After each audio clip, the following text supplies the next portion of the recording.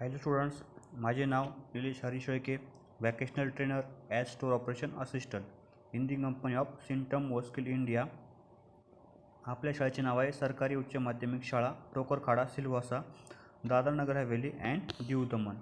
आज आपण इयत्ता 9वीमधील रिटेल हा सब्जेक्ट बघणार आहोत. आपण प्रकरण 4 उद्योजकता कौशल्य एंटरप्रेनरशिप स्किल हे चालू केलेले आहेत. मागील 2 लेक्चरमध्ये आपण सिलेबस बघितला, उद्योजकता माहिती आणि प्रस्तावना बघितलेली आहेत आणि लास्ट लेक्चरमध्ये आपण शेवटच्या उद्योजक व्याख्या, त्यानंतर यशस्वी उद्योजकाचे गुणधर्म हे बघितलेले आहेत. या लेक्चरमध्ये आपल्याला टाईप्स ऑफ बिझनेस व्यवसायाचे प्रकार बघायचे आहेत. मग पहिला आहेत मुख्यतः 3 टाईप पडतात याचे: सेवा व्यवसाय, सर्व्हिस बिझनेस, मर्चंडायझिंग व्यवसाय आणि लास्ट आहे संक्रमित व्यवसाय हायब्रिड बिझनेस.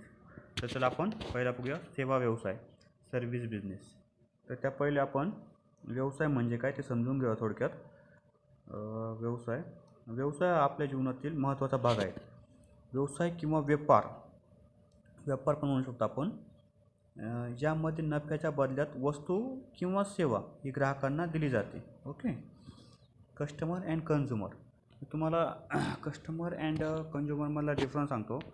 कस्टमर म्हणजे काय आणि कन्झ्युमर म्हणजे काय. ओके, दोघं आपण ग्राहकच म्हणतो. पण जी काही वस्तू आहेत, सपोज तुमचं आपण काय म्हणू शकतो, साबण म्हणू शकतो, तो आपण कन्झ्युमरला विकला तर तो काय करतो, ती वस्तू वापरतो. जे प्रोडक्ट कन्झ्युमर वापरतो त्याचा पूर्णपणे उपयोग करून घेतो, आपण त्याला काय म्हणतो, कन्झ्युमर. आणि जो कस्टमर काय करतो, ती वस्तू घेऊन विकतो. ओके, हा आहे difference customer and consumer. Okay, तर आपण बघूया व्यवसाय म्हणजे काय. व्यवसाय म्हणजे एखाद्याचे जगणे, पैसे कमवणे किंवा उत्पादनाची विक्री करणे, जसे की वस्तू किंवा सेवा. ओके, याला आपण व्यवसाय म्हणतो. सरळ सांगायचे झाले तर ते म्हणजे नफा मिळवण्यासाठी केलेली कोणताही तुम्ही एक प्रोजेक्ट म्हणा किंवा उपक्रम होईल. ओके, त्यातून तुम्हाला पैसा मिळेल, नफा मिळेल. याचा अर्थ असा होत नाही की ती फक्त कंपनी असली पाहिजे किंवा तुमचं मोठी कॉर्पोरेशन तुम्ही फाउंड केली पाहिजे, असं काही नाही. तुम्ही छोटेसे रिटेल स्टोअर, म्हणजे रिटेल स्टोअरमध्ये काय येतं, किराणा दुकान असेल, मेडिकल स्टोअर असेल, दूध व्यवसाय असेल, ट्रान्सपोर्टेशन असेल किंवा फळांचा व्यवसाय असेल, यालासुद्धा आपण व्यवसाय म्हणू शकतो. ओके, म्हणजे एवढं काय तुमचं गरजेचं नाही की तुम्ही मोठीच कंपनी चालू केली पाहिजे वगैरे, हे असं काही गरजेचं नाही आहे. याला काय म्हणतो आपण, व्यवसाय असे म्हणतो. तर चला आपण सर्व्हिस बिझनेस बघूया. सेवा व्यवसाय एक उद्योजकता एक लहान व्यवसाय चालण्यासाठी एक कर्मचारी म्हणून देखील जोखीम घेतो. उद्योजकताला सर्वसाधारणपणे व्यावसायिक गोष्टीची कल्पना असणे भाग आहे. जो काही एंटरप्रेनर आहे, उद्योजक आहे, त्याला आपण जो काही व्यवसाय स्टार्ट करतोय त्याबद्दल सर्व माहिती असणं गरजेचं आहे. तर कधी बघा विद्यार्थी मित्रांनो, तुम्ही कोणताही व्यवसाय स्टार्ट करा. सपोज आपण घेऊ शकतो, तुम्ही मार्केटिंग रिलेटेड व्यवसाय चालू केला. ओके, तुम्ही सेंट मॅन्युफॅक्चर केला तुमचा स्वतःचा, परफ्यूम बोलतो आपण. तो जर तुम्हाला ग्राहकांपर्यंत पोहोचत असेल तर सपोज तुम्ही उद्योजक आहात आणि तुम्ही परफ्यूम मॅन्युफॅक्चर करताय तुमच्या पद्धतीने एक आयडिया वापरून, तर तुम्हाला एक कर्मचारी कसं काम करतो तर तुम्हाला मार्केटिंगसुद्धा त्याची करावं लागेल. ओके, तुम्ही ओनर असले तरी तुम्ही एक कर्मचारी म्हणून देखील त्याचं काम बघावं लागेल. ओके, उद्योजकता व्यवसायाची स्थापना करण्याच्या प्रक्रियेत एक अत्यावश्यक भाग म्हणजे उद्योजकता नवीन संधीचा पाठपुरावा म्हणून पाहिले जातो. जो एंटरप्रेनर आहे तो काय करतो, त्याच्या व्यवसायामध्ये नवीन आपल्याला कसं आयडिया निर्माण करता येईल किंवा नवीन संधी आल्यानंतर त्याचं कसं आपल्याला फायदा घेता येईल व आपला बिझनेस मार्केटमध्ये सेट करता येईल, याचा तो कायम पाठपुरावा करत असतो. ओके, व्यवसाय सुरळीत चालण्यासाठी उद्योजकता नवीन सेवा किंवा उत्पादन सादर करणे, नवीन बाजारपेठांची सेवा अधिक कार्यक्षम उत्पादन पद्धतीने विकसित करणे, हे उद्योजक व्यवसायाचे फायद्याच्या दृष्टीने चांगले आहेत. ओके, ज्या काही नवीन बाजारपेठ आहे, टार्गेट मार्केट आहेत, ते सेट करायचं. जे आपलं प्रोडक्ट आहे ते ग्राहकापर्यंत बाजारपेठाच्या दृष्टीने ते पोहोचवायचं, त्याच्यामार्फत ते आपण ग्राहकापर्यंत देऊ शकतो किंवा जी काही सेवा आहे ती बाजारपेठांच्या मार्फत देऊ शकतो. या दृष्टीने उद्योजक किंवा कोणताही एक व्यावसायिक आहे तो बघत असतो. ओके. सेकंड नंबर आहे मर्चंडायझिंग व्यवसाय. त्याआधी आपण सेवा व्यवसायामधलं आपण एक्झाम्पल बघूया, म्हणजे तुम्हाला व्यवस्थित समजेल. आता आपण मर्चंडायझिंग व्यवसायाच्या पहिले सेवा व्यवसाय बघितलेला आहे, त्याचं एक्झाम्पल बघतोय, सर्व्हिस बिझनेसचं एक्झाम्पल. ओके. सेवा व्यवसायाचे एक उदाहरण कोणतं उदाहरण? हां, ठीक आहे. एक उदाहरण बघूया आपण. संगणक, तुम्ही ज्याला काय म्हणतात, कॉम्प्युटर किंवा फोन दुरुस्तीचे दुकान. ओके. हा एक काय प्रकारचा सेवा व्यवसाय आहे. ओके. कारण या व्यवसायामधून आपल्याला म्हणा किंवा ग्राहकांना सेवा दिली जाते. यामध्ये आपण किराणा वितरण दुकान असेल, ट्रान्सपोर्टेशन असेल, मेडिकल स्टोअर असेल, त्यानंतर तुमचं आईस्क्रीम पार्लर असेल. ओके. यामध्ये काय करतो आपण, सेवा देतो. किंवा हॉटेल्स असेल. ओके. हे पण उदाहरण आपण पेपरमध्ये लिहू शकतो. दुसरे उदाहरण बघायचे झाले तर तुमचे एक हां, ठीक आहे, तुमचे जे काही घर आहेत. ओके.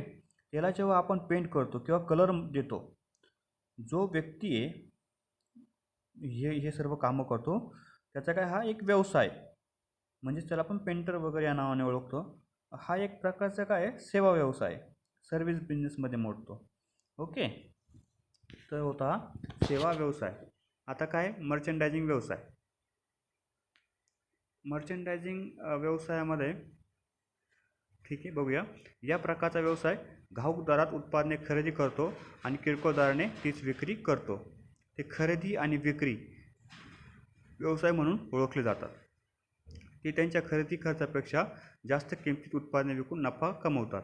हे बघा विद्यार्थी मित्रांनो, मर्चंडायझिंग व्यवसायामध्ये फक्त काय असतं, खरेदी, एक एक कोणतं तुमचं प्रोडक्ट असेल ते काय करायचं, खरेदी करायचं आणि ते फक्त ग्राहकांना विकायचं. खरेदी आणि विक्री ह्या व्यवसायामध्ये फक्त काय असतं, खरेदी आणि विक्री. जो व्यक्ती फक्त एखादी वस्तू खरेदी करून दुसऱ्यापर्यंत विकतो आणि त्यातून तो नफा मिळवतो, पैसा कमवतो, अशा व्यवसायाला आपण मर्चंडायझिंग व्यवसाय म्हणतो. मग याच्यामध्ये काय काय येऊ शकतं, मर्चंडायझिंग व्यवसाय एखादा उत्पादन फॉर्म बदलल्याशिवाय विकतो. ओके. म्हणजे मॅन्युफॅक्चर वगैरे काय करत नाही तो. उदाहरणार्थ अशी किराणा दुकान येऊ शकता. ओके. किरकोळ स्टोअर, वितरक आणि अन्य पुनर्विक्रेते. मग यामध्ये किराणा दुकानामध्ये पण माल येतो, तो फक्त काय करतो, विकतो. ओके. त्यानंतर असेल तुमचं फळांचं दुकान असेल. ओके. ते आपण काय करतो, घेतो आणि विकतो. त्यानंतर कपड्यांचं दुकान असेल, तिथं कपड्यांच्या दुकानामध्ये मॅन्युफॅक्चर होत नाही. ओके. ते पूर्णपणे स्टोअर असलेले कपडे विकतात. खरेदी आणि विक्री येथे होते. अशा प्रकारच्या व्यवसायांना आपण काय म्हणतो, मर्चंडायझिंग व्यवसाय. 3 नंबर आहे संकरित व्यवसाय, हायब्रिड बिझनेस. नवीन संकरित उत्पादनाची प्रगती करणे हा आधुनिक तंत्रज्ञानाचा वापर करून उत्पादन क्षमता वाढवणे होय. ओके. आपला व्यावसायिक उत्पादनाची सेवा आणि भांडवल यांची संकरित प्रक्रियेस प्रोत्साहन देते. हा संकरित घटकावर अवलंबून असतो. उद्योजकामध्ये सेवा आणि भांडवल यांच्या मिश्रित प्रक्रियेस संकरित असे म्हटले जाते. जे काही तुमची सर्व्हिस आहे आणि तुमचं काय पूर्णपणे भांडवल गुंतवलेलं आहे, या दोघांच्या मिश्रित प्रक्रियेला काय म्हणतो आपण, संकरित असे म्हणतो. तर आपण एक्झाम्पलच्या दृष्टीने हे समजून घेऊया, म्हणजे तुम्हाला व्यवस्थित समजेल. उदाहरणार्थ जे काही तुमचं हॉटेल आहे. ओके. त्यामध्ये आपण एक हॉटेलमध्ये उत्कृष्ट प्रकारचे जेवण बनवतो. म्हणजे जेवण बनवताना जेव्हा आपण सर्व घटकांचं थोडक्यात काय म्हणू शकतो, मॅन्युफॅक्चर करतो. ओके. सर्व घटकांना एकत्रित करतो, नंतर तेच ऑर्डर करतो. किंवा मग सपोज आपण असं म्हणू शकतो की एक पाण्याची बाटल, ती पण आपण काय करतो, बॉटल ऑर्डर करतो. ही बॉटल काय झाली, कोणत्या व्यवसायामध्ये मोडू शकतो आपण, जो काही आईस्क्रीम पार्लरमध्ये म्हणा, जी बॉटल, पाण्याच्या बॉटलची खरेदी विक्री करतो, झालं मर्चंडायझिंग व्यवसाय. ओके.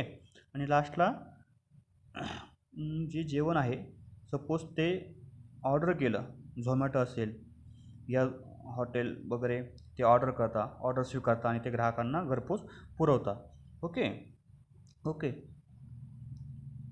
तो व्यवसायसुद्धा काय आहे, लास्टला तो सर्व्हिस पुरवतो. म्हणजेच संकरित व्यवसाय म्हणजे काय, मॅन्युफॅक्चरिंग, मर्चंडायझिंग आणि सर्व्हिस या तिघांचं एकत्रीकरण म्हणजेच काय, संकरित व्यवसाय. ओके.